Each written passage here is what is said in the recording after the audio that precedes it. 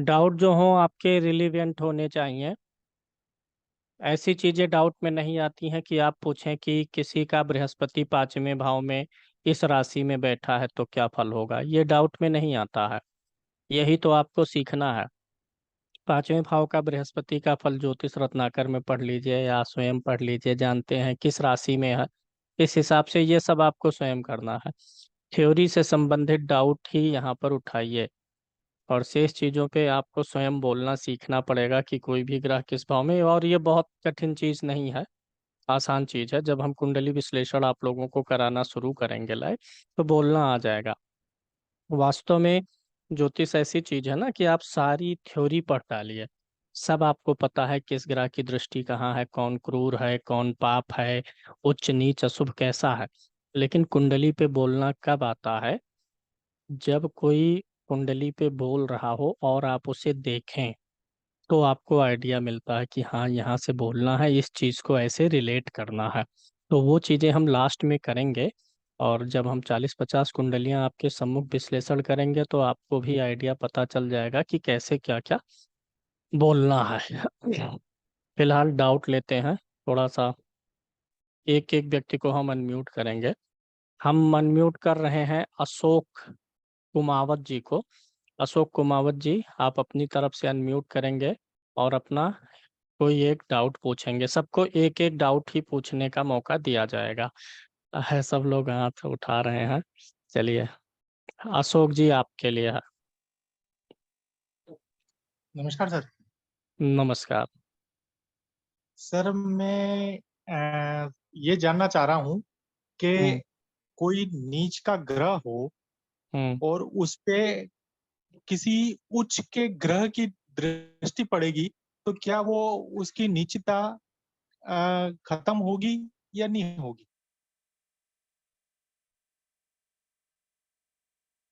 एक मिनट। जैसे एग्जाम्पल बुध नीच का है। हम्म। बुध नीच का है, उस पर अ, उच्च के गुरु की अगर दृष्टि पड़ती है, तो क्योंकि गुरु की दृष्टि तो अच्छी होती है, तो हम्म। वो गुरु भी उच्च का है। अब उसकी दृष्टि अगर नीच के बुध पे पड़ेगी, तो क्या होगा? वो बुध नीच का परिणाम देगा, या क्योंकि गुरु की अच्छी दृष्टि है तो वो नहीं देगा? एक मिनट, एक कुंडली सम्मुख रख लेंगे तो चीजें हमको भी समझ में आएंगी, आपको भी। ये कुंडली है, ठीक है। आपका सवाल है कि अगर कोई ग्रह नीच राशि में है, यही ना, और हाँ उसके सर। ऊपर किसी ग्रह की उच्च वाली दृष्टि पड़ रही है। हाँ। जैसे इसी कुंडली में देखिए, 7 नंबर पे सूर्य नीच का होके बैठा हुआ है। हाँ। अब इस पे उच्च की दृष्टि किसकी पड़ सकती है? सिर्फ शनि की, क्योंकि यस सात सर। नंबर की गिनती पे शनि ही उच्च का होता है। बिल्कुल सर। और शनि की दृष्टि पड़ेगी जब शनि या तो नीच का होगा तब उच्च की दृष्टि पड़ेगी, या फिर शनि जब तीसरी दृष्टि डालेगा तो इस भाव से 3 भाव पीछे होगा, या इस भाव से ओके। जब 4 भाव आगे होगा तो 10वीं दृष्टि पड़ेगी। मतलब किसी भी ग्रह की उच्च की दृष्टि पड़ने का एक शर्त तो होता है यही कि वह ग्रह नीच राशि में होगा, तो उसकी दृष्टि उच्च राशि पे पड़ेगी। ठीक ठीक है। है। अब यहाँ पे नीच भंग का कॉन्सेप्ट यहाँ पे लागू नहीं होता, ये चीज क्लियर कर लीजिए। सब लोग नोट भी कर लेंगे जो आवश्यक रहेगा। मतलब अगर कोई ग्रह नीच राशि में है, उस राशि पे कोई ग्रह उच्च की दृष्टि डाल रहा है, यानी उस भाव में उच्च का नहीं है, सिर्फ उस भाव में उसकी उच्च राशि पड़ रही है और उसकी दृष्टि है, तो यहाँ से नीच भंग नहीं होता है। ठीक है। ओके। दूसरी हम्म। चीज, अब यहाँ पे अलग अलग केसेस में अलग अलग चीजें होंगी और मैं सभी ग्रहों को एक्सप्लेन कर दे रहा हूँ, सूर्य से लेकर के शनि तक। अगर सूर्य नीच राशि में है तो उच्च की दृष्टि डालेगा शनि। ऐसे में सूर्य का नीच भंग नहीं होगा, बल्कि सूर्य और पीड़ित हो जाएगा। बारी बारी से मैं 9 ग्रहों पे बोल दे रहा हूँ। सूर्य एक तो वैसे ही नीच का है, ऊपर से शनि जो है सूर्य की को का शत्रु है और सूर्य को पीड़ित ही करता है।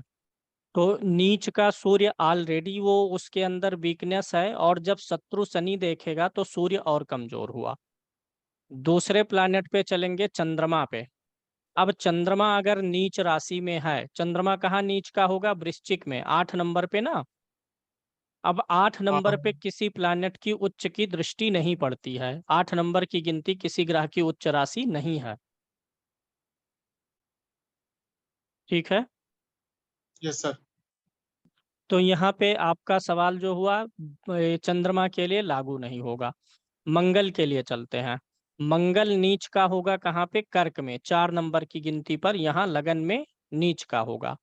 और अगर किसी की उच्च की दृष्टि यहाँ पड़ेगी तो किसकी पड़ेगी? गुरु की, क्योंकि 4 नंबर पे गुरु उच्च का होता है। अब यहाँ पे गुरु की दृष्टि पड़ने से मंगल के लिए अच्छा रहेगा। यहाँ पे सूर्य के मामले में मैंने बताया उच्च की दृष्टि सूर्य को और पीड़ित करेगी, लेकिन अब यहाँ मंगल के मामले में मैं कह रहा हूँ कि अच्छा हो जाएगा। इसका रीजन क्या है कि सूर्य के ऊपर जिसकी दृष्टि पड़ रही थी वो सूर्य का क्या था? शत्रु था।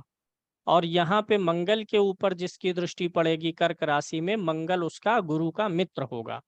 तो इसलिए मंगल कंफर्ट जोन में जाएगा, मंगल को गुड फील होगा, लेकिन नीच भंग नहीं होगा। दृष्टि से नीच भंग नहीं होता कि उच्च राशि को ग्रह देखे तो नीच भंग हो जाए। हाँ, ये है कि अशुभ प्रभाव में कमी यहाँ मंगल वाले केस में आएगी।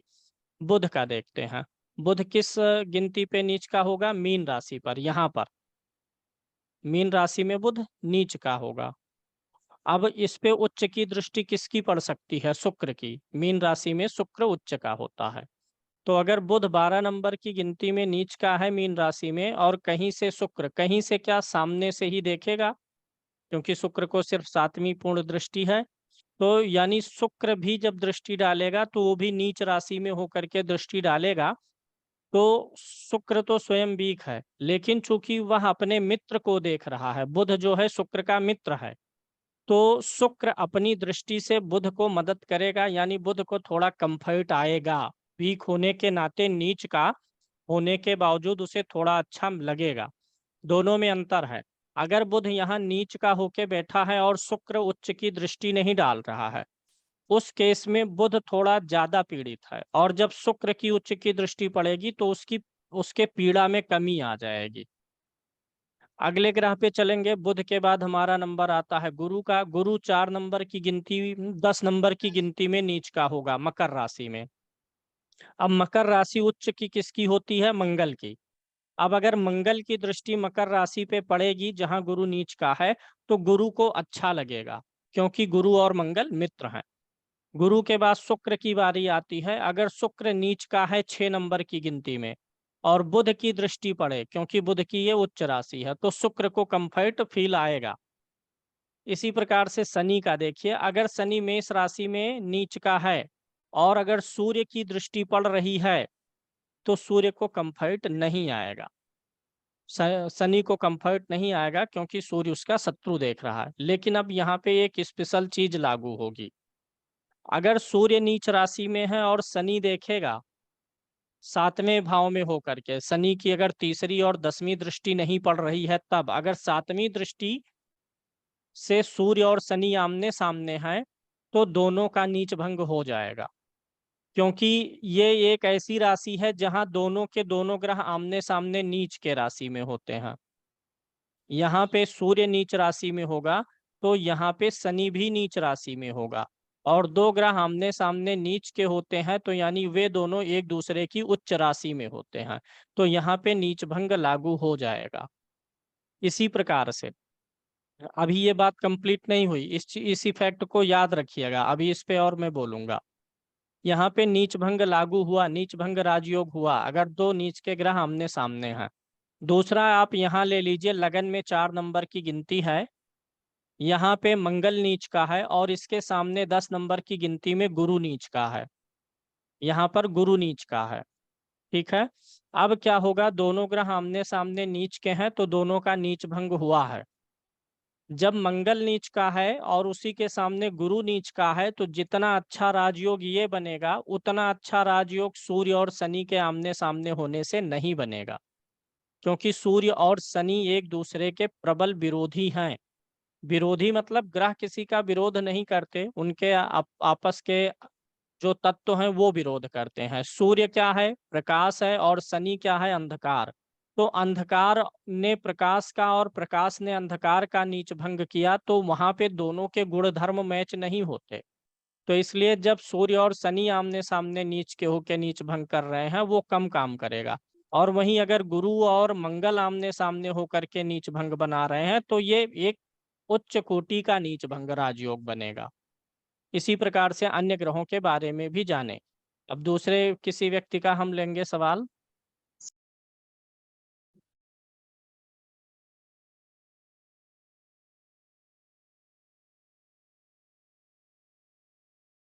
एक मिनट। अशोक जी का हो गया। ये पी नाम से कोई सेब है, लवर हैंड लिखा गया है, इनको मैं अनम्यूट कर रहा हूँ। हेलो सर, जी। ये मेरा क्वेश्चन तो दूसरा, पहले ये वाला क्वेश्चन जो आपने बताया इसमें जैसे सूर्य यहाँ पड़ा है, नहीं, बुध अगर मीन में हो, वहां शुक्र उच्च का है, वहां तो नीच भंग हो जाता है। क्या कह रहे हैं? बुध अगर मीन में हो हम्म। 12 नंबर में, और वहां पे शुक्र हो उच्च का, वहां तो नीच भंग हो जाएगा। हाँ, नीच भंग हो जाएगा। अगर नीच के ग्रह के साथ उच्च का ग्रह है तो नीच भंग हो जाएगा। इसके बारे में वीडियो में विस्तार से बताया गया हाँ है, ठीक है किसी सर। वीडियो में राजयोग के बारे में। ओके सर, एक ये नोट्स पढ़े थे मैंने, उसमें सूर्य अस्त लिखा हुआ है कहीं पे। सूर्य तो कभी अस्त नहीं होता ना? सूर्य अस्त लिखा गया है। हाँ। अब वो मिस प्रिंट हुआ होगा, कहीं मिस टाइपिंग हुई होगी, सूर्य अस्त अच्छा, नहीं होता है। ठीक है सर, ओके। मतलब ऐसी चीजों को आप लोग करेक्ट कर लीजिए, और हाँ अगर ऐसी चीज कहीं दिख रही है तो उसको नोट करके हमको बताइए, ताकि हम हाँ उसे पीडीएफ में सुधार दें। हाँ सर, और केतु के चूंकि और राहु के उपाय भी सेम लिखे हुए हैं। राहु केतु के उपाय सेम रहेंगे, उसमें नहीं दिक्कत है। नहीं मतलब दोनों का नीला रंग। नीला रंग दोनों का चलेगा, केतु में लाल भी चलेगा। दान के लिए दोनों का नीला रंग लिखा हुआ है। हाँ, दोनों का नीला चलेगा, काला चलेगा। और ये चलेगा लोहे का सामान। मतलब जो शनि का है वो राहु केतु के लिए भी कर सकते हैं। संकल्प में नाम बदलना पड़ेगा सिर्फ। ठीक है, ओके, हाँ, थैंक यू सर। चलेगा। अगर कहीं कुछ भी पीडीएफ वगैरह में कहीं कुछ मिस मिलेगा तो उसे आप लोग कृपया नोट करिए, क्योंकि वो मैनुअली बनाया गया है हमारे द्वारा, तो हो सकता है कहीं कुछ ना कुछ टाइपिंग के समय हाँ, वो कहीं पे गड़बड़ हो। 8 नंबर की जगह 6 नंबर की जगह 8 नंबर का, मतलब छठा भाव लिखना था, 8वां भाव लिखा हुआ है, ऐसे भी है। तो उसको थोड़ा आप लोग हाँ अंडरस्टूड करिएगा और हमको बताइएगा। ठीक, ओके, थैंक यू सर। जय जी। जय दीक्षित जी। जय दीक्षित जी, आप अपना सवाल उठाइए।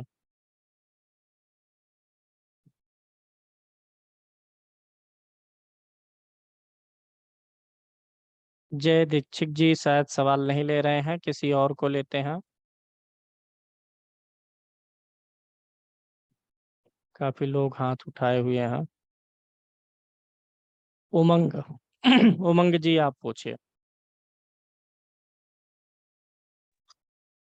सर मेरा सवाल ये है कि जैसे आपने एक कॉन्सेप्ट बताया था कि जिस भाव में जो राशि होती है उसी का ही अंग जो है वो हमारे शरीर का वही अंग उसी राशि का पड़ता है।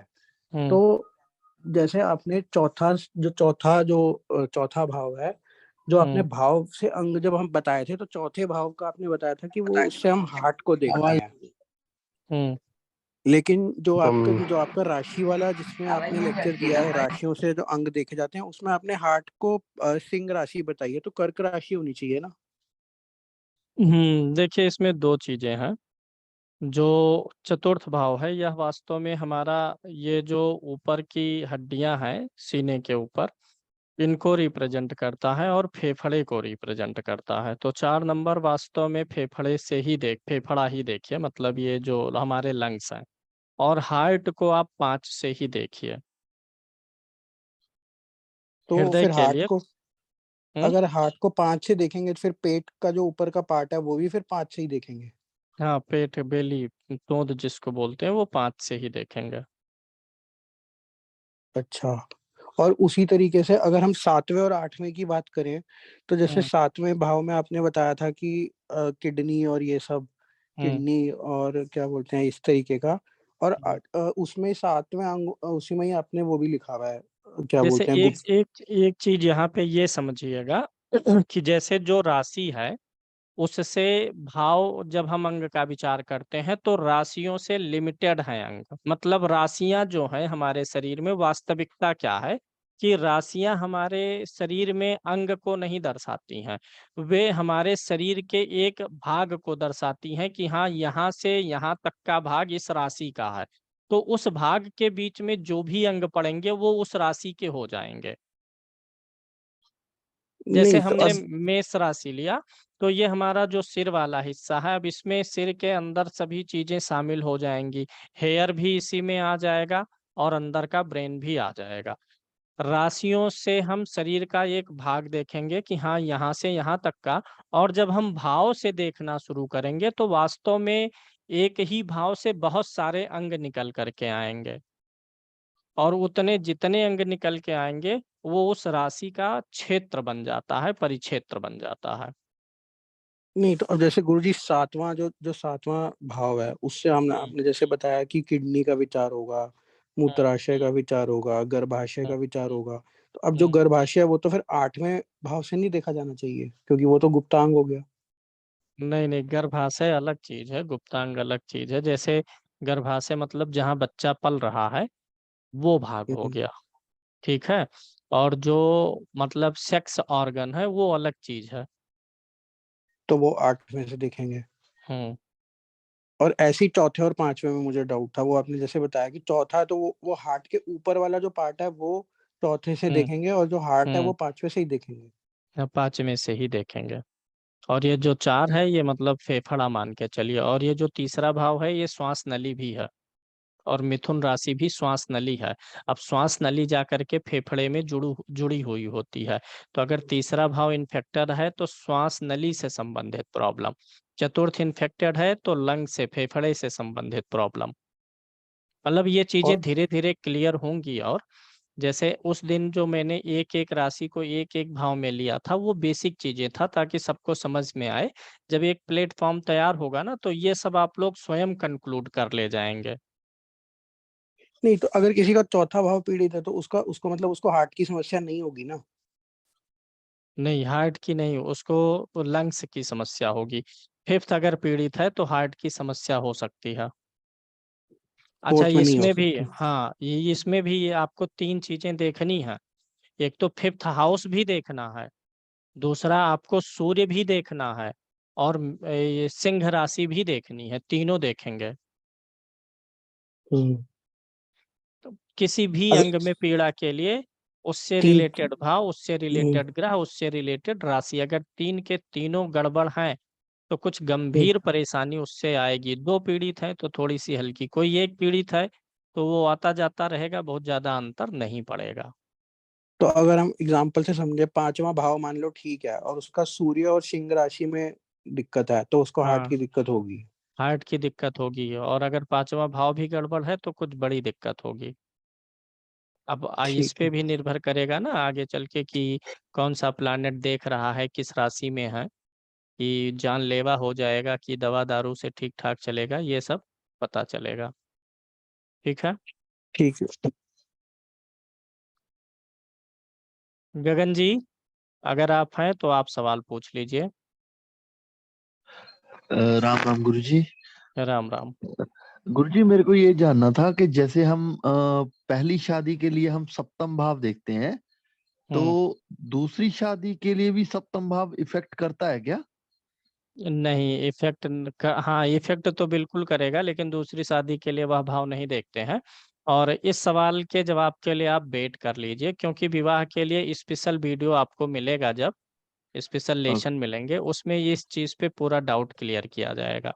ठीक। ठीक है। गुरुजी अभी कितने क्लासेस मतलब कितने चैप्टर्स हो गए हैं अभी, कितने वो पढ़ लिए हमने, मतलब देख कितने तक लीजिए का वहाँ चल रहा है? अपलोड किया गया है, 40 42 लेसन अपलोड किए गए हैं। हाँ। नहीं नहीं, आप हमने कितने क्लासेस पे अभी कितने लेसन्स पे चल रहा है अभी, मतलब ये वीडियो कितने लेसन का है जो अभी डिस्कशन हो रहा है?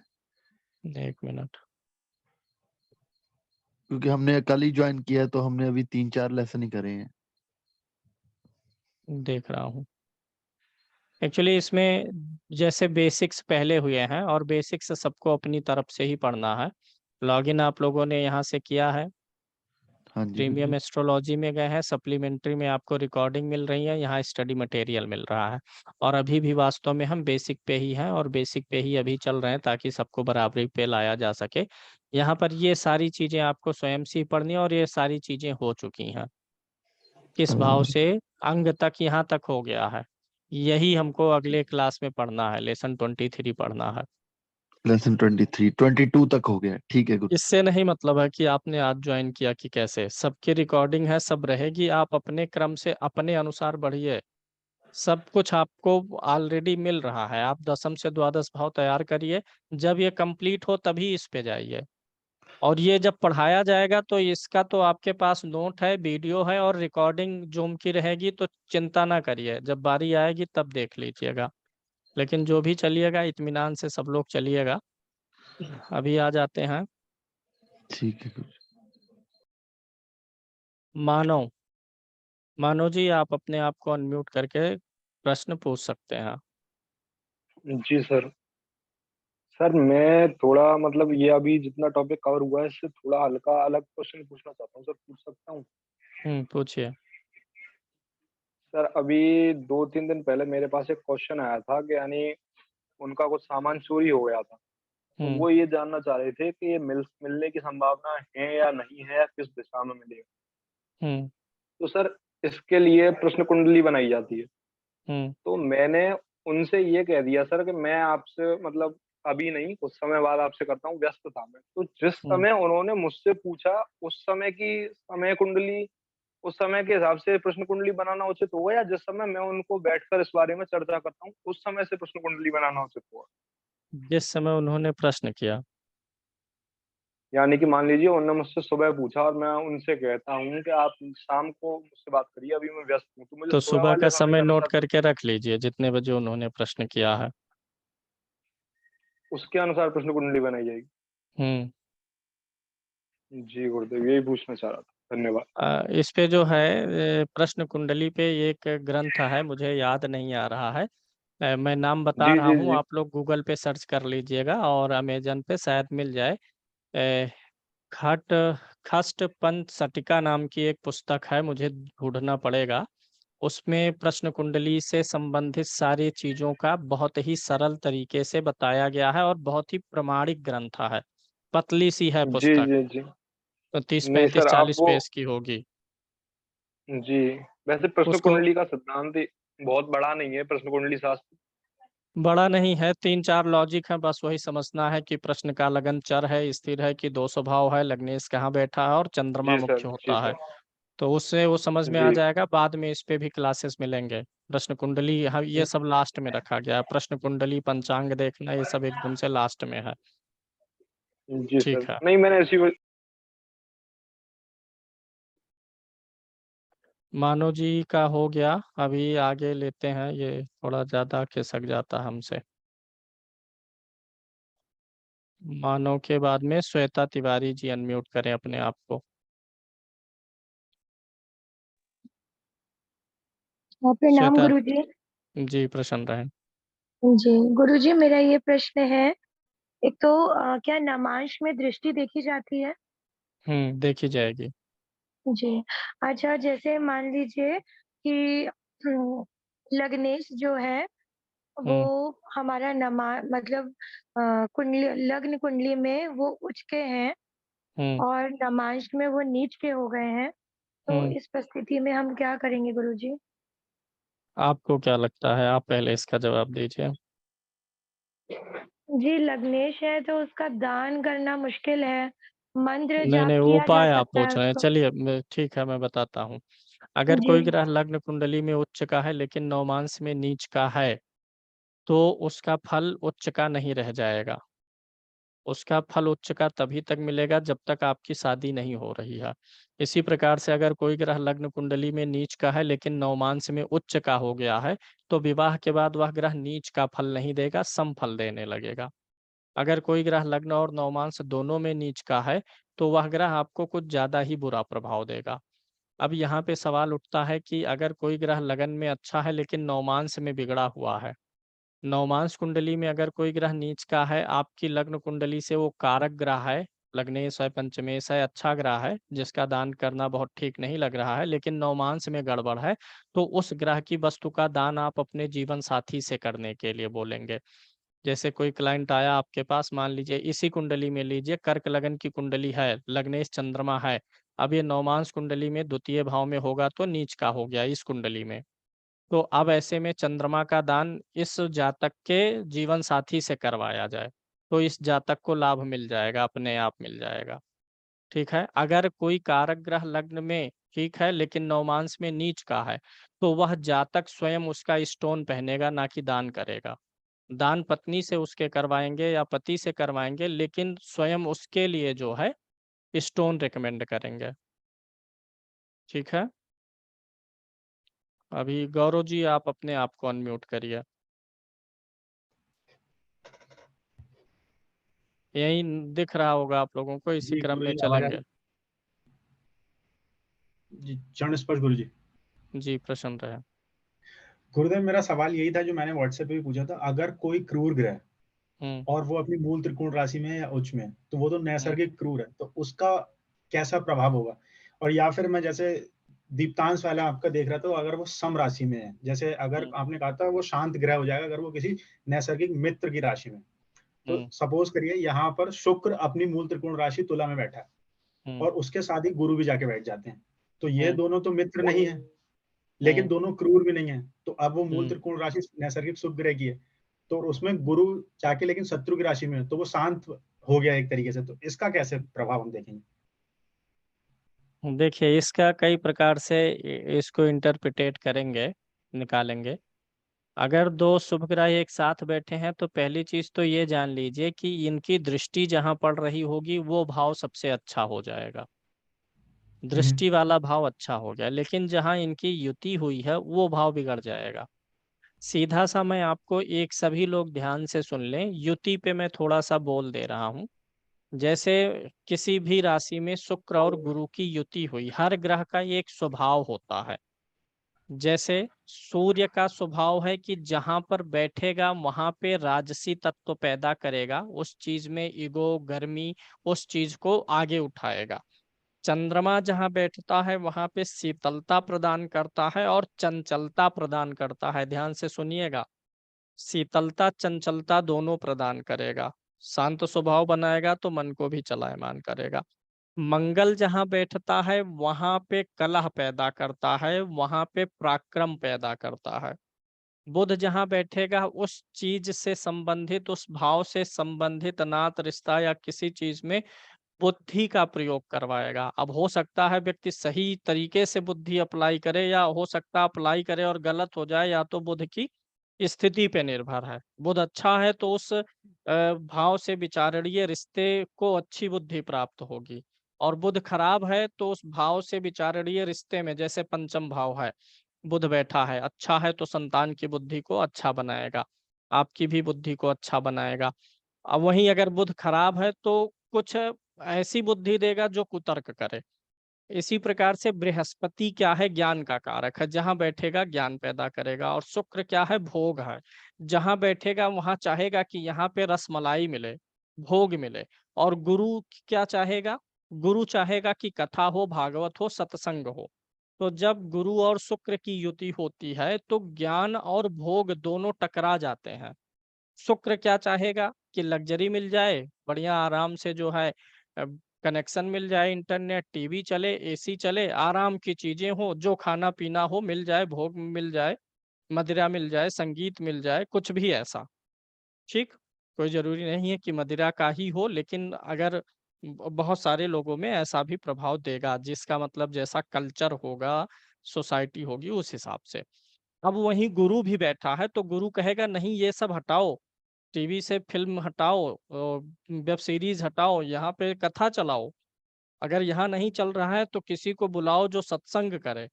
तो जब दो विरोधी तत्व वाले ग्रह की युति हो जाती है तो वह भाव बिगड़ जाता है। इसी प्रकार से जब सूर्य शनि की युति होगी तो भी भाव बिगड़ जाएगा। सूर्य क्या कहेगा कि इस भाव को उजाला करो, प्रकाश फैलाओ, शनि कहेगा नहीं अंधेरा करो, मेरे रंग का बनाओ। तो सूर्य शनि की युति हुई, भाव बिगड़ गया। दो विरोधी ग्रह मिल गए जहां भी, वहां उस भाव को बिगड़ना है।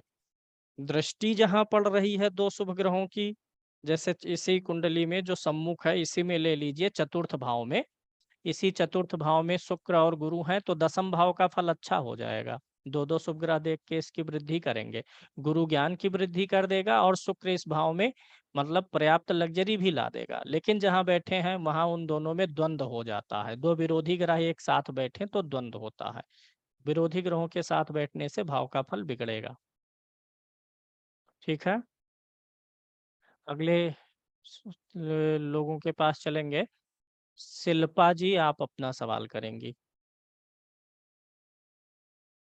शेष अन्य लोग अपने आप को अनम्यूट करते चलेंगे। शिल्पा जी सर हैं? मुझे कोई प्रश्न नहीं है, ये बाय मिस्टेक हुआ था। क्या बाय मिस्टेक हुआ था? हैंड रेज बाय मिस्टेक हुआ। कोई दिक्कत नहीं, समझ रही है ना? जी जी जी सर, समझ रही हूँ। अभी मेरा स्टडी नहीं हुआ है इतना, इसलिए दिमाग में इतने प्रश्न नहीं आ रहे हैं। मैं सुन रही हूँ सर। ठीक है, वीडियोस को देखते रहिएगा, लेसन बनाते रहिए, नोट्स बनाते रहिए, कोई दिक्कत नहीं है। आप अपने गति से आराम से चलिए। जितने भी जूम क्लासेज हो रही हैं सबकी रिकॉर्डिंग उपलब्ध कराई जाएगी। तो ऐसे जी चलते ठीक है। रहेंगे, धीरे धीरे आ जाएगा, सब गति पकड़ लेंगे। महेंद्र जी। नमस्ते गुरुजी। नमस्ते। गुरुजी, मेरा प्रश्न यह है कि सातवें भाव जो किडनी का दिखाता है, उस पर अगर क्रूर ग्रह जैसा कि शनि की दृष्टि पड़ती है तो वो पीड़ित हो जाएगा ना सर? हाँ, पीड़ित हो जाएगा। अब तो देखिए, जैसे एक ही भाव से कई अंगों का विचार होता है। अब अगर वह भाव पीड़ित है तो यह जरूरी नहीं है कि उस भाव से विचारणीय हर विषय ही पीड़ित हो जाए। जैसे सप्तम भाव मान लीजिए पीड़ित है, तो व्यक्ति के किडनी में, सेक्स ऑर्गन में के आसपास में दिक्कत आए, मैरिड लाइफ में दिक्कत आए, कहीं ना कुछ एक जगह पर उसका विशेष प्रभाव रहेगा। हाँ, आगे अब आप कंप्लीट करें। जी सर। गुरुजी, दूसरा प्रश्न यह था कि अगर शनि की अगर कोई शांति करे तो वो ठीक हो जाएगा वो भाव? चलिए, ये प्रश्न 2 बार आ चुका। अभी जी। नवमांश को लेकर के एक लोगों ने उपाय पूछा और अभी आपने पूछा है। उपाय के बारे में हालांकि आपको पूरा वीडियो मिलेगा, बना हुआ है, लेकिन मैं फिर भी सभी लोग ध्यान से उपाय के बारे में समझें। उपाय जो शास्त्रीय हैं, आप हमेशा सिर्फ वही उपाय किसी को भी रिकमेंड करेंगे। मैं ये मान के नहीं पढ़ा रहा हूँ कि आप लोग सिर्फ सीख रहे हैं, मतलब शौक के लिए। मैं एस्ट्रोलॉजर मान के ही आप लोगों को पढ़ा रहा हूँ, इसलिए वो सारी टेक्निक्स बताऊंगा जो एस्ट्रोलॉजर की होती हैं। जब किसी को भी कोई भी उपाय रिकमेंड करेंगे तो शास्त्रीय उपाय बताएंगे। शास्त्रीय उपाय में दान आता है, जप आता है, और आधुनिक परिप्रेक्ष्य में स्टोन धारण करना या उस ग्रह से संबंधित किसी वस्तु को धारण करना, जैसे रुद्राक्ष वगैरह आता है।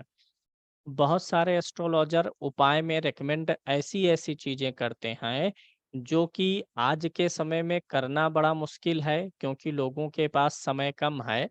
अब लाल किताब के एक एस्ट्रोलॉजर ने एक कन्या के विवाह के लिए रिकमेंड किया था कि 7 नदी की मिट्टी इकट्ठा करके अपने घर में ला करके रख लो, विवाह जल्दी हो जाएगा। ये शास्त्रीय उपाय बिल्कुल नहीं है। किसी भी शास्त्र को आप पढ़ेंगे, रामायण, महाभारत, 18 पुराणों में से, तो हमेशा जिक्र आएगा दान और जप का ही आएगा। तो ये एक उपाय हुआ दान, दूसरा लिख लीजिए, आप लोग लिखिए। पहला उपाय दान, दूसरा जप, तीसरा उस ग्रह का रत्न रुद्राक्ष या उस ग्रह का यंत्र। ये 3 उपाय हुए। तीनों करना कब है ये समझ लीजिए। जब कुंडली में कोई भी ग्रह खराब परिणाम दे रहा हो, जिसके कारण से आपको कोई शारीरिक, मानसिक और आर्थिक, व्यावसायिक समस्या आ रही है, वह कुंडली का खराब ग्रह है और वह आपके जीवन को प्रभावित कर रहा है, तो उसके वस्तु का दान किया जाएगा। नोट कर लीजिए। यानी अशुभ प्रभाव देने वाले ग्रह की वस्तु का दान किया जाएगा। एक कुंडली आपके सम्मुख है, ये कर्क लगन की कुंडली है और यही चतुर्थ भाव आप देखिए। चतुर्थ भाव में शुक्र है, सूर्य है और शनि है, 3 ग्रह बैठे हुए हैं।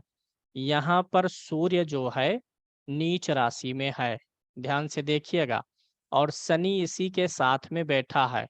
सूर्य पिता का कारक होता है, इनको इनके पिता ने संपत्ति से बेदखल कर दिया है, इनको अपनी संपत्ति से निकाल दिया है, और जो इनके विवाह में वाइफ को कुछ आभूषण वगैरह दिए थे वो भी रख लिए हैं, मतलब इनको अपने से अलग कर दिए हैं। अब यहाँ पे देखिए सूर्य नीच राशि में है, अब उस पिता से संबंध बिगड़ा है, ध्यान से समझिए, बहुत यूनिक पॉइंट है। पिता से संबंध बिगड़ा तो यहाँ पे आपको नजर आएगा कि सूर्य खराब है, इसलिए संबंध बिगड़ गया। सूर्य वास्तव में खराब नहीं है, यहाँ पे सूर्य हो गया है कमजोर, और उसे पीड़ित किया है किसने? शनि ने। सूर्य और शनि दोनों आपस में पिता पुत्र तो हैं, लेकिन दोनों में प्रबल शत्रुता है। ये प्रकाश है सूर्य, तो शनि अंधकार है।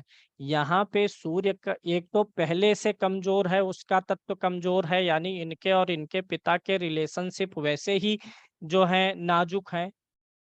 जब शनि बैठ गया तो उसने इस चीज को बढ़ा दिया, यानी यहाँ पे शनि ने सूर्य को पीड़ित किया है। अब इनके लिए जो उपाय होगा, शनि का दान होगा। शनि इस कुंडली में मार्केश भी है, षष्टम और अष्टम भाव का स्वामी है। शनि का दान कराएंगे, क्योंकि शनि सूर्य को पीड़ित कर रहा है, जो कि पहले से पीड़ित है। अब इसमें हमें क्या करना है, शनि का बल हम घटाएंगे और सूर्य का बल बढ़ाएंगे। बल बढ़ाने के लिए हम सूर्य का स्टोन पहना देंगे इनको। अब यहाँ पे सवाल उठता है सूर्य का स्टोन क्यों पहनाया जाए, क्योंकि सूर्य द्वितीय भाव का भी स्वामी है और मारक है। तो क्या मारक का स्टोन पहना दिया जाए? पहली चीज तो ये समझिए कि इस सूर्य में ये मारक है, लेकिन ये धन का भी है। द्वितीय भाव कुटुंब का है, जरा याद करिए द्वितीय भाव से विचारणीय विषय। सिर्फ एक ही चीज को लेके नहीं बैठना कि ये मारक मारक मारक। मारक का बड़ा हवा हम देखते हैं हो गया है। मारक का मतलब है शरीर को कष्ट देने वाला, और आज के समय में किसको शरीर का कष्ट नहीं है? कोई ग्रह हो सकता है जिसकी दशा में शरीर में कष्ट है, उसी की दशा में अपार धन भी आ रहा हो। तो ये चीज बैलेंस बनाना पड़ता है। अब यहाँ पे सूर्य चूंकि कुटुंब का कारक होकर के पिता का भी कारक है, नीच का है, तो इस सूर्य के बल को अगर हम और कमजोर करेंगे तो इनका पिता का संबंध और खराब हो जाएगा। अगर हम सूर्य को कमजोर करेंगे तो शनि और हावी हो जाएगा। तो शनि को कमजोर करने के लिए दान करेंगे और सूर्य के लिए इनको स्टोन पहनाएंगे। सूर्य ऑलरेडी नीच का है, तो इसमें इतना बल नहीं है कि ये मारक का फल आपको दे दे। हालांकि ये अशुभ हो गया है नीच का होकर के, शनि के साथ होकर के। जैसे पानी है आपके पास, एक बाल्टी पानी है, उसमें आपने एक बूंद मिट्टी का तेल, डीजल, पेट्रोल डाल दिया। अब बताइए इसमें वो पानी जो है वो नुकसानदायी था कि उसमें जो आकर के बूंद पड़ा वो खराब था? बूंद खराब था जिसने पानी को बिगाड़ा है। तो शनि खराब था, तो शनि का ट्रीटमेंट दिए और सूर्य को बलवान करेंगे ताकि ये शनि की पीड़ा से मुक्त हो। तो यहाँ पे सूर्य का स्टोन, चूंकि ये लगन का मित्र भी है, ये भी देखेंगे। शनि का हम दान करवाएंगे। अगली चीज, जप जो है किसी भी ग्रह का किया जा सकता है। दान करने से ग्रह कमजोर होता है, यहाँ पे शनि को कमजोर करने की जरूरत, स्टोन पहनने से ग्रह बलवान होगा। और तीसरी चीज, जप करवाने से वह ग्रह प्रसन्न होता है। कैसे? ओम नमः शिवाय, इसका साधारण सा मंत्र, ये है साधारण मंत्र, और इसका अर्थ क्या है? नमः माने नमस्कार। भगवान शंकर मैं आपको नमस्कार करता हूँ। ऐसे जब आप बोलेंगे ओम ह्रीड़ी सूर्याय नमः, तो सूर्य भगवान मैं आपको नमस्कार कर रहा हूँ। तो आप बताइए, नमस्कार अगर आपको कोई करे, आपकी जय जयकार करे, नरेंद्र मोदी जिंदाबाद, राहुल गांधी जिंदाबाद, तो वो क्या करेंगे? जो जयकारा लगाता है उसके ऊपर वह व्यक्ति प्रसन्न होता है। तो खराब ग्रह का हम दान करके उसके बल को कम कर देंगे और जप करवा के उसको प्रसन्न भी कर लेंगे। दान करके हम उसका बल कम करेंगे तो उससे उसका अशुभ प्रभाव कम हो जाएगा, और जब जब कराएंगे तो शुभ प्रभाव को वो बढ़ा देगा, क्योंकि प्रसन्न जो होता है वो शुभ प्रभाव ही बढ़ाता है। इसी प्रकार से सूर्य का स्टोन पहना के इनको हम कर दिए बलवान, और जप करके सूर्य भगवान की कृपा भी ले लिए। तो दान करने से ग्रह कमजोर होगा, स्टोन पहनने से बलवान होगा, और जप करने से वह ग्रह प्रसन्न होता है। रुद्राक्ष किसका पहनाना है ये भी जान लीजिए। अगर कोई ग्रह कुंडली में आपके अच्छे भावों का स्वामी है, लेकिन वह किसी ऐसी स्थिति में बैठा है जहां पर उसका स्टोन नहीं पहना जा सकता, जैसे इसी कुंडली में हम ले लेते हैं, कर्क लगन की कुंडली है, मंगल को ले लीजिए, और मंगल अष्टम भाव में आकर के बैठा हो। आठवें भाव में अगर कोई क्रूर ग्रह हो, अकेला हो, शुभ ग्रह के साथ ना हो, तो स्टोन नहीं पहनाना है। मंगल आकर के यहीं पर बैठा, मंगल का स्टोन नहीं दे सकते, तो मंगल का रुद्राक्ष दे दीजिए। रुद्राक्ष का क्या काम है? रुद्राक्ष जिस ग्रह से संबंधित होगा उस ग्रह के निगेटिव एलिमेंट्स को अपने अंदर रोकने का प्रयास करेगा। गुड एलिमेंट्स जो हैं उसको नहीं रोकेगा। उसका काम ही है कि ये बुरे तत्व को शरीर में प्रवेश करने से रोके। स्टोन जो है, अगर आप यहाँ पे इनको शनि का स्टोन पहना दीजिए तो शनि का बल और बढ़ जाएगा। स्टोन का काम है सिर्फ ग्रह का बल बढ़ाना, दान का काम है उस ग्रह के बल को कम करना। बल कम होगा तो अपना उसका अशुभ प्रभाव भी कम होगा। रुद्राक्ष का काम है पॉजिटिव और निगेटिव दोनों में अंतर करना, फिल्टर करना, और निगेटिव को रोकना बॉडी में जाने से। यही काम यंत्र का भी है, लेकिन यंत्र पहनना बहुत उचित नहीं होता है, क्योंकि यंत्र अगर आप सिर्फ डायग्राम बना के पहनेंगे तो काम नहीं करेगा, और उसकी प्रतिष्ठा कराएंगे तो वो देवता स्वरूप हो जाता है। प्राचीन काल में जब मूर्तियों का आविष्कार नहीं हुआ था, तब यंत्रों के द्वारा देवताओं की पूजा होती थी। यंत्र देवता का स्वरूप है, इसलिए यंत्र को घर में रख के पूजा करना ठीक है, लेकिन यंत्र बना के पहनना बहुत उचित नहीं माना जाता, क्योंकि किसी न किसी परिस्थिति में कोई कभी न कभी अशुद्ध अशौच का शिकार होते रहता है, तो वो थोड़ा सा गड़बड़ हो जाता है। अगले प्रश्न पे चलेंगे। आप अपने आप को अब अनम्यूट कर लेंगे, इसके बारे में विस्तार से उपाय के कार्यक्रम में पता चलेगा। कोमल, कोमल जी आप प्रश्न कर सकती हैं। जी सर। सर मेरा ये सवाल था, जैसे हम 5th हाउस से हार्ट का देखते हैं, जैसे किसी को स्किन प्रॉब्लम है जो पूरी बॉडी में पूरा स्किन में एलर्जी वगैरह है, तो उसके लिए मैं कौन सा भाव पकड़ूंगी सर? देखिए, एलर्जी के लिए भाव नहीं पकड़ना है। मरकरी जैसे बुध को पकड़ूंगी, हाँ ओके। जैसे ये देखिए, हम एक एक भाव से एक एक अंग का विचार करते हैं, लेकिन हम भाव को हटा दें और पूरी कुंडली को एक साथ रख दें तो पूरी कुंडली मिलके क्या बन जाती है? हमारी बॉडी बन जाती है। जी सर।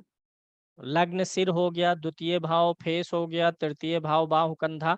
लेकिन जब हम सबको जोड़ देंगे तब क्या हो जाएगा? पूरा बॉडी हो जाएगा हमारा। और एलर्जी राइट। जो होती है अगर वो फुल बॉडी की है तो उसमें कहीं ना कहीं सारे ग्रहों और सारे भावों का ये योगदान हो सकता है। एलर्जी अगर स्किन से जुड़ी हुई है तो बुध को लीजिए। अब मान लीजिए एलर्जी देने वाला ग्रह कौन सा है? राहु है। ध्यान दीजिएगा, राहु जी को जरूर देखेंगे एलर्जी में। अब किसी का राहु अष्टम भाव में होगा तो ऐसे व्यक्ति को किसी न किसी चीज से एलर्जी हो जाएगी। अष्टम भाव का द्वितीय भाव का राहु हो तो एलर्जी हो जाएगी, चतुर्थ भाव का हो तो एलर्जी हो जाएगी। निर्भर करता है किस प्रकार की राशि पर है, ये भी निर्भर करेगा। लग्नेश के साथ में हो गया, चंद्रमा के साथ, सूर्य के साथ, जिसके साथ राहु होगा उस ग्रह से संबंधित और उस भाव से संबंधित एलर्जी को देगा। मतलब राहु मुख्य ग्रह है एलर्जी को देखने के लिए। ठीक ओके, है, तो बुध को नहीं देखेंगे सर, राहु पे मेन बुध फोकस को करेंगे। देखेंगे। अगर स्किन एलर्जी है तो बुध को देखना पड़ेगा राहु के साथ में। ओके, फॉर एग्जाम्पल राहु ये 8th हाउस में ही है, ये कर्क की समझिए कुंडली है, तो अगर मैं राहु अष्टम भाव में है, अगर उसकी हम पूजा करवाएं तो क्या वो एलर्जी में इसको फेर पड़ेगा सर? नेट। बहुत ज्यादा पड़ेगा। राहु का जप और दान दोनों बताना पड़ेगा। ओके। ये एक चीज ओके। हमेशा ध्यान रखिए ज्योतिष के उपाय, अगर कोई शारीरिक रूप से परेशानी है तो उसमें बहुत ज्यादा काम करता है। और ज्योतिष का मूल उद्देश्य जो था यही था कि व्यक्ति के जीवन की समस्याओं को, स्वास्थ्य हो गया, मृत्यु हो गई, आयु हो गया, इन सारी समस्याओं के समाधान के लिए ही वास्तव में शुरू में प्रारंभ में ज्योतिष का ऋषि मुनियों ने आविष्कार किया। कि किसी को मान लीजिए स्किन इन्फेक्शन है, आई इन्फेक्शन है, या किसी भी प्रकार की प्रॉब्लम है, शारीरिक कष्ट, तो किस ग्रह के कारण है उसको पकड़ा जा सके। बाद में अन्य चीजें भी शामिल होती गई, रिसर्च बढ़ता गया, लेकिन मेडिकल एस्ट्रोलॉजी में ग्रह का उपाय बड़ा तगड़ा काम करता है। इसका एक उदाहरण नहीं, हमारे पास सैकड़ों उदाहरण है कि व्यक्ति हॉस्पिटलाइज्ड है और उन लोगों ने संपर्क किया। चूंकि अगर हेल्थ का इशू होता है, लोग हॉस्पिटलाइज होते हैं या सीरियस इशू होता है, तो हम तुरंत का अपॉइंटमेंट भी दे देते हैं। दान कराने के बाद में व्यक्ति की स्थिति में 3 घंटे के अंदर सुधार आ जाता है। अगर योग मृत्यु का नहीं है तो, मृत्यु आ गई है तब तो दान करने से तो नहीं ठीक होगा, लेकिन मृत्यु नहीं आई है तो दान उस ग्रह का तुरंत काम करता है।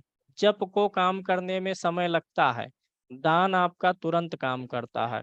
ऐसे एक बालक बीमार था, ज्यादा सीरियस हुआ, डॉक्टर ने एडमिट करने से मना कर दिया क्योंकि उसको लगा कि इशू कुछ ज्यादा ही है, सीरियस है मैटर, उसने मना कर दिया। तो तुरंत वहां पे मैंने बृहस्पति का दान करवाया। दान करवाने के बाद वह आदमी डॉक्टर के पास गया और बोला, डॉक्टर साहब आप एडमिट ना करिए, बोतल लगा दीजिए। डायरिया की शिकायत थी बालक को। आप सिर्फ बालक को बोतल लगा दीजिए, ग्लूकोज चढ़ा दीजिए, अगर इसको उससे कुछ राहत हुआ 10-15-20 मिनट में तो आप एडमिट कर लीजिएगा, नहीं तो रहने दीजिएगा। बालक आंखें आंखें बंद किया था, एकदम बेसुध था। तो दान करवाया गया। उसके बाद में डॉक्टर इस बात पे मान गया। जब वो दोबारा गया, ग्लूकोज चढ़ा, 15 मिनट बाद बालक आंखें खोल दिया, केंका करने लगा, मतलब बाद में ठीक भी हुआ। तो ये काम करता है। मेडिकल एस्ट्रोलॉजी में दान सबसे तीव्र काम करने वाली चीज है। अगले लोगों का सवाल लेंगे। कल्पना जी। हाँ गुरुजी प्रणाम। जी प्रश्न रहे। हाँ, सबसे पहला प्रश्न तो मेरा ये है कि जैसे संतान की कुंडली देखनी है, मतलब माता से देखें या पिता से देखें, दोनों के अलग अलग होते हैं। जैसे संतान फिफ्थ की हाउस, कुंडली देखनी है कि संतान को देखना है? जैसे संतान की कुंडली तो उसके डेट ऑफ बर्थ से देखेंगे, ना संतान को ही देखना है। दोनों से देखेंगे। तो जैसे मेरे हिसाब से, माता के हिसाब से केतु आ रहा है फिफ्थ हाउस में और पिता के हिसाब से नहीं आ रहा, तो फिर कैसे कहेंगे? देखिए, सिर्फ हाँ, केतु के आने से नहीं फर्क पड़ेगा। केतु है तो 5वें भाव का स्वामी किस स्थिति में है इसको भी देख लेंगे। अगर एक कुंडली में मान लीजिए आपको गड़बड़ नजर आ रहा है फिफ्थ हाउस, दूसरे में जी ठीक है, तो संतान होगी। कुछ संतानें नष्ट हो जाएंगी, मिसकैरेज हो जाएंगी या मिसकैरेज कर दिया जाएगा। अगर एक में ऐसा है तो आप बोलिए कि कुछ संतान आपकी नष्ट हुई है, नष्ट किया गया है। अगर अच्छा दोनों कुंडलियों में बिगड़ेगी तो संतान के लिए तो स्ट्रगल हो जाएगा, संतान योग जो है वो खराब हो जाएगा, संतान के लिए दिक्कत होगी। अब यहाँ संतान से एक चीज और मैं बता देता हूँ। जो हमारी 16 वर्ग कुंडलियां हैं वो सपोर्टिंग कुंडलियां हैं। अगर किसी की लग्न कुंडली आपने देखी, लग्न कुंडली से संतान भाव में कोई दिक्कत नहीं नजर आ रही है, लग रहा है कि सब कुछ तो ठीक है, स्त्री में भी और पति में, दोनों में ठीक है, स्त्री पुरुष दोनों में, और उस व्यक्ति को संतान की समस्या है, संतान नहीं हो रही है या गर्भधारण होके खराब हो रहा है, लग्न आपका एकदम दुरुस्त दिख रहा है, तो आप सप्तमांश कुंडली जरूर देखिए। सप्तमांश कुंडली संतान के लिए। और इन वर्ग कुंडलियों में विशेषता क्या देखेंगे? लग्न देखेंगे, जैसे सप्तमांश, चतुर्थमांश, देशकाण और नवमांश, 10मांश, इन सब में अगर लग्न खराब होगा, लग्न में नीच का ग्रह, लग्नेश नीच का ग्रह। अब जैसे सप्तमांश देखेंगे तो सप्तमांश का लगन देखेंगे। मैं यहाँ पर सप्तमांश कुंडली भी दिखा दे रहा हूँ 1 मिनट में, ताकि ज्यादा समझ में आ जाए। बहुत धीरे चल रहा है। सप्तमांश कुंडली धीरे ही चलना पड़ेगा।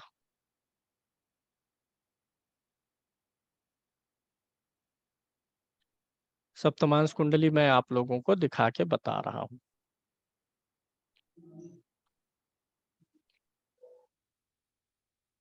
पेशेंस रखिए, पहुंच रहे हैं। लग्न हो रहा, यहाँ देखिए सप्तमांश कुंडली आप लोगों को दिख रही होगी। जी जी। ये है सप्तमांश कुंडली। लग्न कुंडली से सब कुछ सही आया और संतान की समस्या है, तो उसके लिए आप इस सप्तमांश कुंडली के लगन को देखिए कि क्या लगन में कोई ग्रह नीच का तो नहीं है या लग्नेश तो नीच का नहीं है। इसके साथ साथ सप्तम जो पंचम भाव होता है ये संतान का, तो सप्तमांश से भी पंचम भाव में यही चीज देखिए। और संतान के कारक गुरु की भी स्थिति देखिए। अगर इन तीनों में से कोई भी एक चीज बिगड़ी है तो यानी समस्या वहीं से है, उसी का निदान कर देने से आपका चीज जो संतान का योग है वो सही हो जाएगा। जी। हाँ, अगले लोगों का सवाल लेंगे। अच्छा, एक और प्रश्न है मेरा, ठीक है, वो बताओ। ये है कि आपने ये बताया था कि अगर भाइयों के बारे में देखना है तो मंगल से 6th 8th और 12th हाउस में देखें, कोई क्रूर ग्रह नहीं है, लेकिन अगर ग्रह ही ना हो तो क्या करें? ग्रह नहीं है तो भाव के स्वामी को देखेंगे, भाव पे पड़ने वाली दृष्टि को देखेंगे। अष्टेश को देखें, अष्टमेश को देखें। ऐसा नहीं है कि अगर किसी भाव में ग्रह नहीं है तो उस भाव का फल नहीं है। भाव, भावेश, कारक, दृष्टि, ये इतनी सारी चीजें आपको रटना है। भाव देखिए, भाव देखने का मतलब भाव में बैठा हुआ ग्रह। भावेश मतलब भाव का स्वामी, कारक मतलब उस भाव का कारक, दृष्टि देखिए उस भाव पे किस किस ग्रह की दृष्टि है। लास्ट में आ जाता है उस भाव से संबंधित वर्ग कुंडली। जी ठीक है, ठीक ठीक। अब आगे चलते हैं। आप अपने आप को म्यूट कर लीजिएगा। रश्मि जी।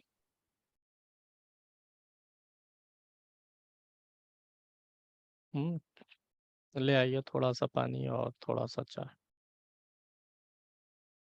रश्मि जी उपलब्ध नहीं हाँ है जी, क्या? हाँ जी। जी नमस्कार बताएं। गुरु जी। नमस्कार। मैं भी आपके चैनल पे बहुत नई हूँ, जी। लेकिन आपका यही जो अभी आप कुंडली एक दिखा रहे थे उसमें अभी वो चला गया पीछे। अपने नवांश में वही जो सूरज है, नवांश में भी चौथे घर में ही बैठा हुआ है, मैंने देखा। अब वापस वो फर्स्ट पेज में जाएंगे तो आप देखेंगे नवांश में भी वही सूर्य वहीं पर बैठा हुआ है। तो क्या सवाल ये, सवाल क्या है? मेरा सवाल ये है कि इसका क्या फल होगा कि सूरज उधर भी उसी घर में है और नवांश में भी उसी घर में है, उसको लेकिन भाव राशि भाव अलग, वर्गोत्तम बोलते हैं। लेकिन राशि अगर अलग है। हाँ, तो 3 प्रकार के वर्गोत्तम होते हैं। भाव हाँ जी। वर्गोत्तम, राशि वर्गोत्तम और तत्व वर्गोत्तम। अच्छा, वर्गोत्तम किसी भी प्रकार से होगा तो अच्छा हो जाएगा। तो ये भाव वर्गोत्तम हुआ, ये भाव वर्गोत्तम है, तो ये भी यानी अच्छा हुआ। लग्न कुंडली में उस भाव के लिए अच्छा फल देगा। अच्छा, और एक क्वेश्चन है कि अगर सूरज, अगर 5 नंबर मतलब सिंह लगन की कुंडली है और सूरज लगन में ही बैठा है और सप्तम भाव में कुंभ राशि में शनि बैठा है, तो दोनों कैसे रहेंगे एक दूसरे के लिए? ये जो है थोड़ा कुंडली से जुड़ा हुआ सवाल है। हाँ, ये थ्योरी में आएगा नहीं इसमें, लेकिन दोनों अच्छा नहीं है। सूर्य शनि का साथ और आमने सामने होना अच्छा नहीं है। अच्छा नहीं, हम्म हेल्थ दो भी रिलेटेड। दो विरोधी ग्रह एक साथ होंगे तो वो अच्छा नहीं है। ठीक है। अब आगे ले लेते हैं हम। हाँ जी, धन्यवाद। धन्यवाद। आप अपने आप को अनम्यूट कर लीजिएगा। सुजाता जी प्रणाम गुरुजी। जी। जी मेरा ये सवाल था कि मकर लग्न की कुंडली है और लग्नेश शनि जो है वो छठे भाव में है और लगन की डिग्री और शनि की डिग्री लगभग समान है, तो इसका क्या फल होगा? देखिए, ऐसे सवाल डाउट्स में नहीं आते, ये कुंडली से जुड़े हुए सवाल होते हैं। ठीक है, जी। फिलहाल अगर किसी भी ग्रह की डिग्री लग्न की डिग्री के समान होगी, उसके आसपास होगी, तो वह ग्रह अपना अच्छा या बुरा जैसा भी कुंडली में होगा वह अपना पूरा फल दे पाएगा। सब लोग नोट कर लीजिए। किसी भी ग्रह की लग्न की किसी भी कुंडली में लग्न की डिग्री जो होती है उसके आसपास, भले ही लग्न 1 डिग्री का हो, 0 डिग्री का हो, अगर कोई ग्रह 0 डिग्री का है तो वो पूरा फल देगा, उसे बाल वृद्ध के नियम से हटा देंगे। जी। आगे राजेश जी आप सवाल कर लीजिए। गुरु जी प्रणाम। जी प्रसन्न हेलो रहे। गुरु जी, जे हमारे यहाँ पे हम्म 12वें घर में मतलब बच्चे की विष दोष बन रहा है, तो इसका कैसा क्या है, कुछ तो समझ में। विष दोष का हमेशा नुकसानदायी होता है। हाँ, ऐसे सवाल जो है डाउट में नहीं आते भैया। विष दोष है, 12वें भाव में है, नुकसान करेगा। शनि चंद्रमा की युति है, मानसिक रूप से परेशानी देगा, वैवाहिक जीवन में भी परेशानी देगा। सभी लोग एक चीज नोट करके रख लें, 7वां भाव विवाह का है, लेकिन 12वां भाव वैवाहिक सुख का है। अगर 12वां भाव पीड़ित होगा तो व्यक्ति को वैवाहिक सुख देर से मिलेगा, वैवाहिक सुख में उसको दूध पियेंगे आनंद क्या? की अनुभूति नहीं होगी। दूध पियेंगे? जी गुरु जी, पंचांग देखना और थोड़ा सिखा देते थोड़ा अच्छा रहता। अब आज ना सीखिए, सिखाएंगे, नहीं, आगे अपनी सब है बात कोर्स में। थोड़ा सा क्या है सिखाएंगे, गुरु, बिल्कुल राजेश जी सिखाएंगे, पंचांग पे भी चलेंगे। हाँ, और पंचांग पे मुहूर्त निकालना, तिथि निकालना, अग्निवास निकालना सब कुछ सिखाएंगे। जी आप जी अपने आप को म्यूट कर लीजिए और अब जयश्री के पास चलते हैं। जी।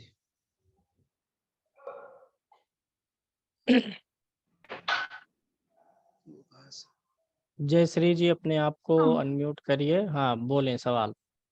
आपने अभी बताया सूर्य जो नीच राशि में था, तो उसका स्टोन पहनना चाहिए कि नहीं चाहिए नीच राशि का?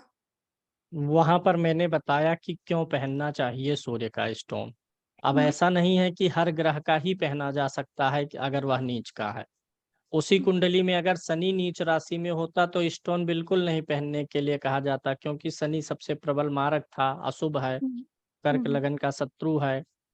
सूर्य का इसलिए कहा गया क्योंकि सूर्य कुटुंब भाव का स्वामी था, धन का स्वामी है, लगन का मित्र था, और शनि ने ऊपर से उसको पीड़ित किया था। तो शनि की पीड़ा से मुक्ति दिलाने के लिए कहा गया। मतलब ये है कि अगर कोई ग्रह नीच राशि में है तो उसका स्टोन पहना जा सकता है और नहीं भी, ये परिस्थिति पे निर्भर है। इसके बारे में मैं बहुत विस्तार से समझाऊंगा आगे कि कब ये आपको कब समझ में आएगा, जब हम आगे लास्ट स्टेज में कुंडलियों का विश्लेषण करेंगे तो वहां पे समझ में आएगा कि नीच का ग्रह का स्टोन क्यों बताया जा रहा है, कब बताया जा रहा है। Okay, thank you sir. यहाँ पे अब हम लेंगे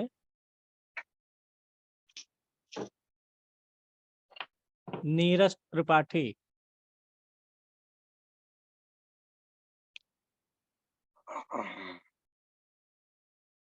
नीरज जी हैं? हेलो जी प्रणाम। हेलो प्रसन्न रहे, 1 मिनट आप लोग लाइन पे रहिएगा, 1 मिनट। जी, मेरा प्रश्न ये है कि एक क्वेश्चन पे है, जैसे आपने बताया था कि फल बिगड़ जाता है, उस रिलेटेड है। जैसे मान लीजिए सपोज करते कर्क कुंडली है, ठीक, और गुरु नवे और अष्टमेश और नवमेश है, ठीक है, और उनकी मूल त्रिकोण की राशि पड़ती है 9 नंबर, वो अष्टमेश में पड़ती है, और गुरु मान लीजिए उच्च के भी हो जाते हैं, तो वो ज्यादा फल उसी का देंगे जो बुरा है कि कम रहेगा? आप फिर से पूछिए, मैं सुना नहीं। गुरु जी, ऐसे मेरा प्रश्न है कि मान लीजिए एग्जाम्पल में कर्क लगन की कुंडली है हम्म और गुरु उच्च के हो जाते हैं, ठीक, हम्म और वो सप्तमा और नवमेश के स्वामी हैं, और मूल हम्म त्रिकोण राशि उनकी पड़ रही है सप्तमेश में, हम्म और मान लीजिए वो जैसे, और एक उसी में एक जैसे बुध भी मान लीजिए बैठ जाते हैं नवमेश में, तो हम्म वो उस कुंडली में वो दोनों ही भाव बिगड़ जाएंगे? चलिए ठीक है। ये सवाल बहुत से लोगों का है कि अगर कोई ग्रह कारक है और मारक है तो कैसा रिजल्ट देगा। एक अच्छे भाव का स्वामी भैया है अपनी और कोई एक है बुरे बाल्टी, भाव कोई का स्वामी है। कोई है ही अगर नहीं। कोई ग्रह एक अच्छे भाव का हाँ स्वामी है और एक बुरे भाव का हाँ, स्वामी है तो इस पे वीडियो बना हुआ है, और 2 लो भर राशियों लेना। का स्वामी कैसा फल देगा। तो ये आप भविष्य बाल्टी में है इसके कोई, लिए भर लो। कार्यक्रम पाएंगे। तो यह बाल्टी बंद कर दीजिए।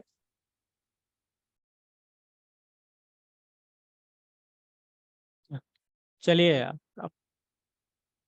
प्रमिला, प्रमिला जी आप सवाल पूछ सकती हैं।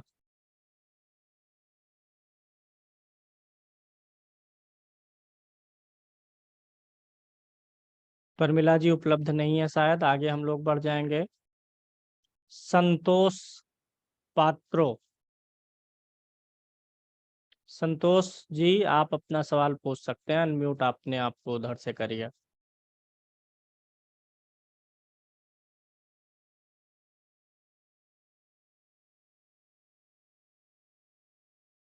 संतोष जी भी उपलब्ध नहीं हो पा रहे हैं। शीला जी का सवाल लेंगे। शीला जी आप अपने आप को अनम्यूट करिएगा उधर से। गुरुजी इस समय तो मेरे पास कोई प्रश्न नहीं है। समझ में आ रहा है कुछ? हाँ जी बिल्कुल आ रहा है। आप बहुत अच्छे ढंग से पढ़ाते हैं गुरुजी। एक जी एक एक चीज को आप बहुत अच्छे विस्तार से एक्सप्लेन कर रहे हैं, जी तो जी समझने में कोई प्रॉब्लम नहीं है। पर जी अभी इस वक्त मेरा कोई प्रश्न नहीं है। ठीक है, धन्यवाद। अपने आप को म्यूट कर लीजिए। रेखा दुबे,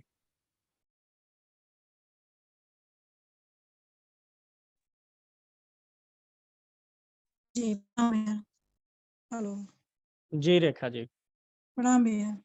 जी 7.5 के बारे में एक प्रश्न था भैया कि कौन सी कुंडली ऐसी होती है जिसमें शनि की 7.5 नुकसान ज्यादा नहीं करती और कौन से में ज्यादा नुकसान करती है? किस भाव में शनि हो तो हम मान के चलें कि वो ज्यादा प्रभावशाली नहीं होंगे। चलिए ठीक है, आज का ये आखिरी सवाल होगा और बड़ा अच्छा सवाल पूछा इन्होंने और सबके ज्ञान में इस सवाल से वृद्धि होगी। ध्यान से सुनिएगा, नोट भी बनाइएगा इस पे। हालांकि 7.5 पे आपको अलग से नोट्स भी मिला है, उसमें भी आप लोग पढ़िएगा। गुरुजी मेरा भी एक प्रश्न रहेगा गुरुजी। आप अभी पूछ लीजिए तब मैं 7.5 पे बोलूं। गुरुजी मेरा ही एक प्रश्न रहेगा। संतोष हाँ वो पहले आप पूछ लीजिए, फिर मैं नहीं, 7.5 पे बोल के वो बंद कर दूंगा। मैडम कुछ पूछ रही है ना? पहले आप पूछ लीजिए। हाँ गुरुजी मैं पूछ रहा हूँ। मिथुन लग्न की कुंडली है गुरुजी, और धन भाव में गुरु बैठा हुआ है। धन भाव में उच्च का गुरु बैठा हुआ है। तो आप लोग बीच में पढ़ाए थे कि वो गुरु मारक हो जाता है वहां धन भाव में, ऐसा क्यों?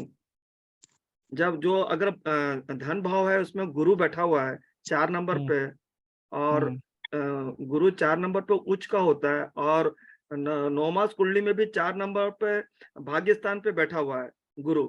तो फिर अब आप वो अपनी कुंडली देख के या किसी की कुंडली देख के नहीं सवाल ना नहीं करिए। नहीं कुंडली मेरी नहीं है ये किसी की भी हो, 9 मास भी देख रहे हैं नहीं तो सवाल से। उसमें आपने पढ़ाया है एक जगह में, तो मैं वो देखा था। तो उसमें आपने बहुत पुराना वीडियो था, आपने उसमें बोला कि हाँ गुरु अच्छा नहीं होता। मेरा प्रश्न ये है। देखिए वो वीडियो विश्लेषण रहा होगा किसी का। फिलहाल आप ये समझिए, द्वितीय भाव और पंचम भाव में गुरु जितना बलवान होगा वो अच्छा नहीं रहेगा, जी क्योंकि इन दोनों भावों का वो नाश करता है।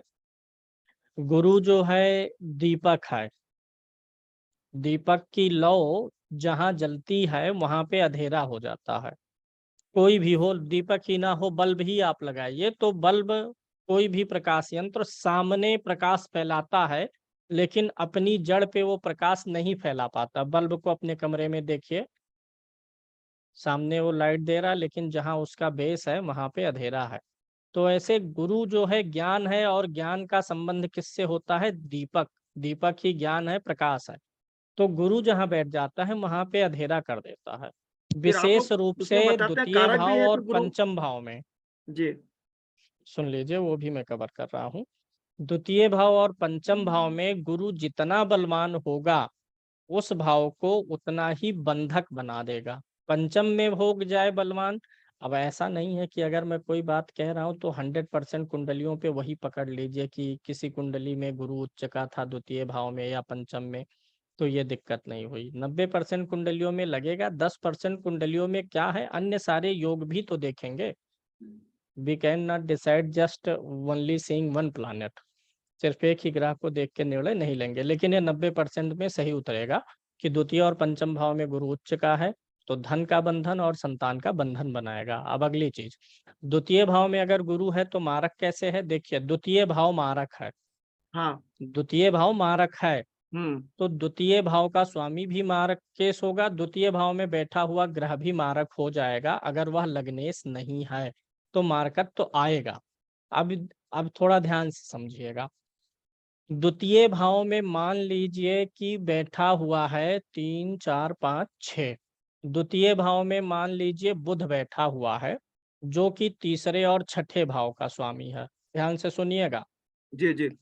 तीसरा और छठा भाव क्रूर भाव होता है। तीसरा छठा। हाँ, आप यहाँ पे कुंडली ले लीजिए 3 2 1। मेष लगन की कुंडली लीजिए। मेष लगन का आइडिया सब लोग दिमाग में बनाइए। लगन में 1 नंबर की गिनती है पहले घर में। तो यहाँ पे बुध जो है तीसरे और छठे भाव का स्वामी हो गया। काल पुरुष की कुंडली ही ले लीजिए दिमाग में। जी। अब बुध जो यहाँ द्वितीय भाव में बैठा, ये मारक हुआ, क्योंकि मारक भाव में बैठा है।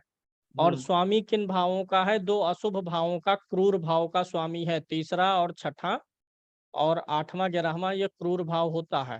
अब क्रूर भाव का स्वामी जब मारक भाव में बैठा है तो ऐसे बुध में ज्यादा मारकत्व होगा। वहीं अगर इसी द्वितीय भाव में मंगल बैठा हो, जो कि लग्नेश है, तो ये भी मारकत्व, मारक भाव में है तो मारक है, लेकिन इसके अंदर मारक का फल नहीं है, ये मारक नहीं देगा। जैसे एक अपराधी चाकू उठाता है और एक डॉक्टर भी चाकू छुरी उठाता है, वैसे ही समझिएगा। डॉक्टर उठा रहा है तो मारने के लिए नहीं, मंगल गया है मारक भाव में पड़ा है तो थोड़ा सा उसको पीड़ा तो होगी, लेकिन वो आपको नुकसान नहीं देना चाहता है। द्वितीय भाव का स्वामी द्वितीय भाव में बैठे हुए ग्रह में मारकत्व तो है।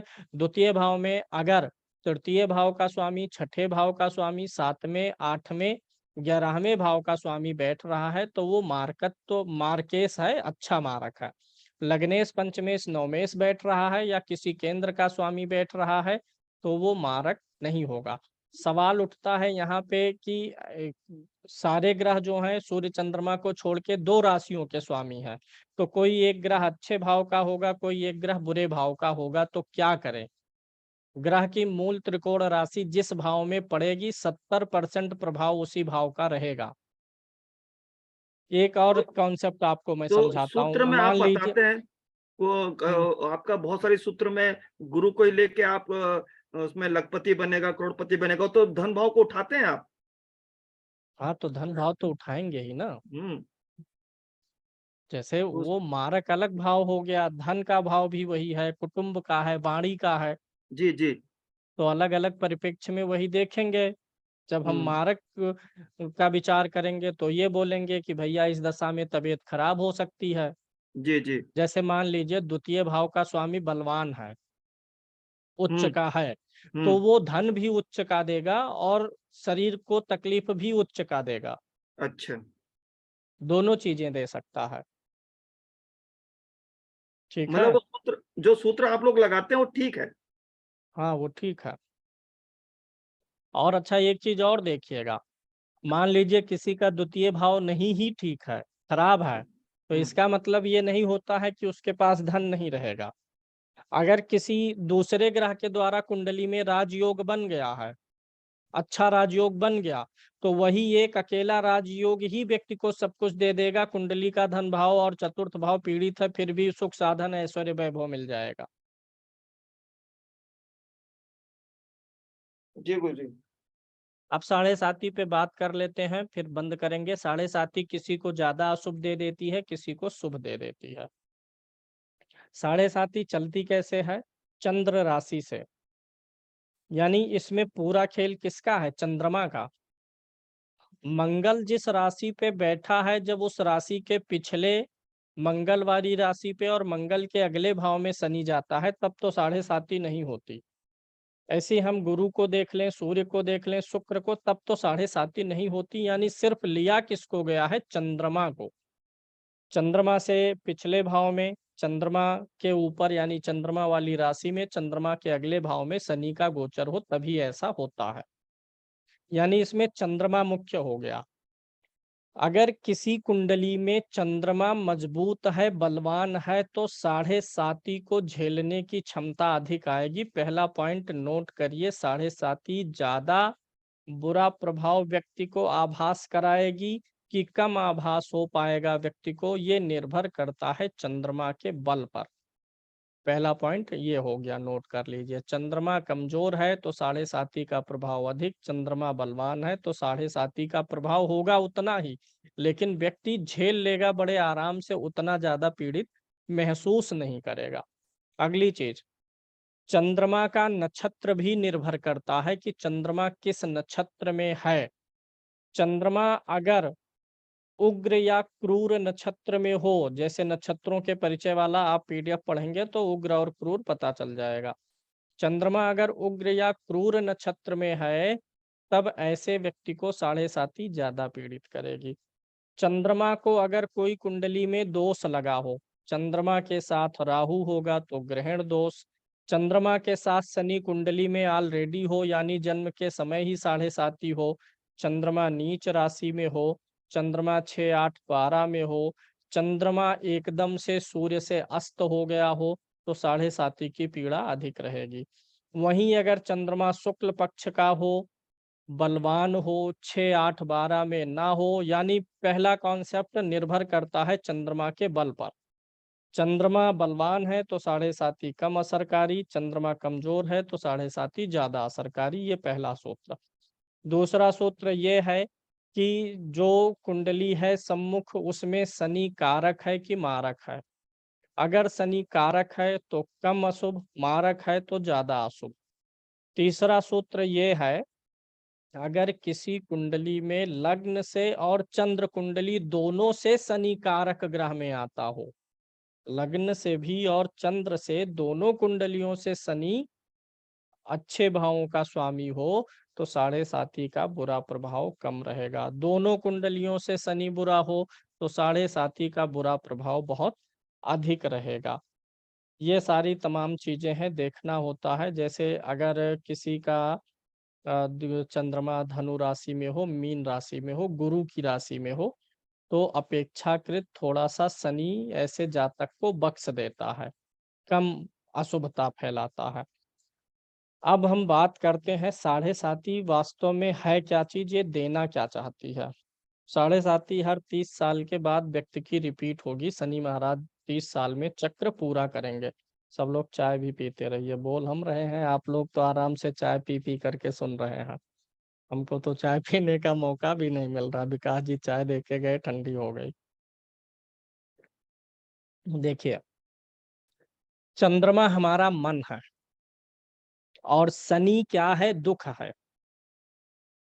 आप लोगों में से बहुत से लोग होंगे जिनको समाज का इतना अनुभव है, ये इस चीज से वाकिफ होंगे कि यह संसार जो है भावनाओं में बह के नहीं चलता है।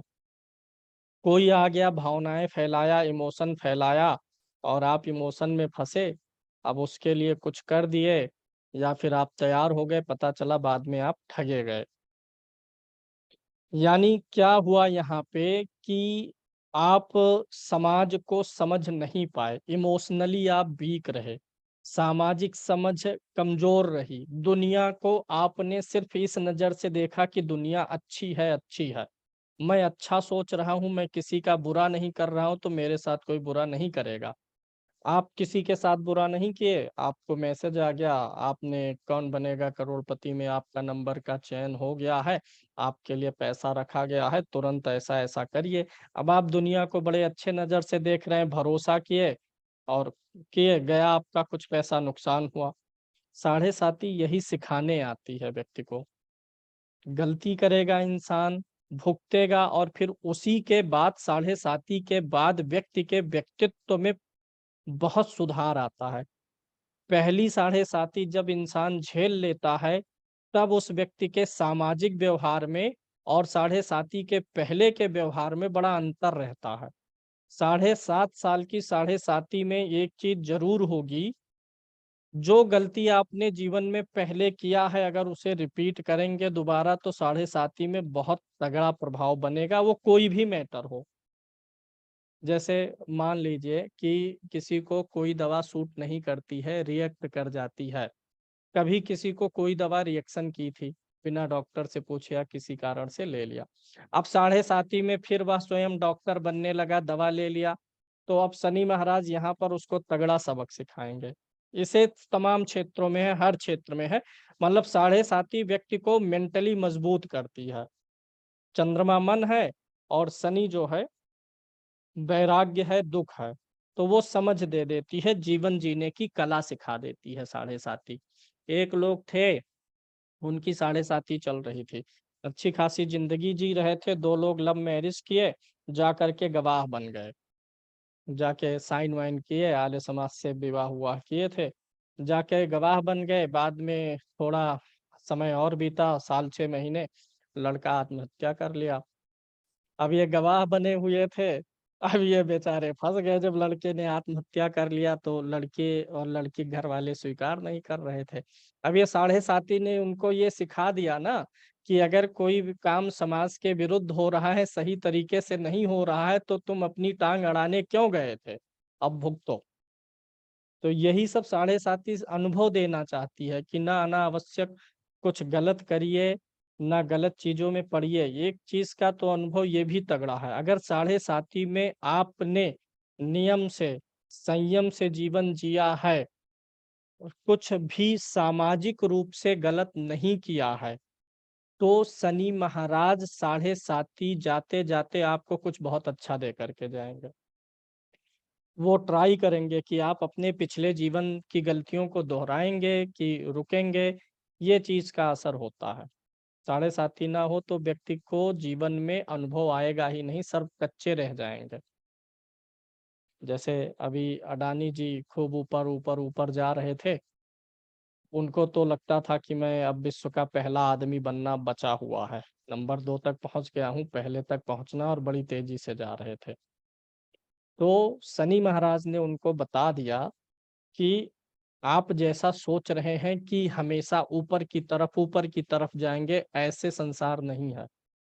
कभी भी पांव फिसल भी सकता है, एक स्टेप के बाद दूसरा, तीसरा, चौथा के बजाय हो सकता है 5वां चढ़ने के बजाय चौथे से तीसरा आ जाए। तो ये शनि महाराज सिखाते हैं। फिलहाल इसके बारे में और भी 7.5 पे मैं अलग से बोलूंगा, नोट्स पढ़िए, उसमें भी है। और अब काफी समय हो गया है, अब आज के लिए अनुमति लेंगे। इसकी रिकॉर्डिंग आप लोगों को मिल जाएगी एक मान के चलिए कल शाम तक। सभी लोगों को राम राम सीताराम, पढ़िए, मस्त रहिए और प्रसन्न रहिए।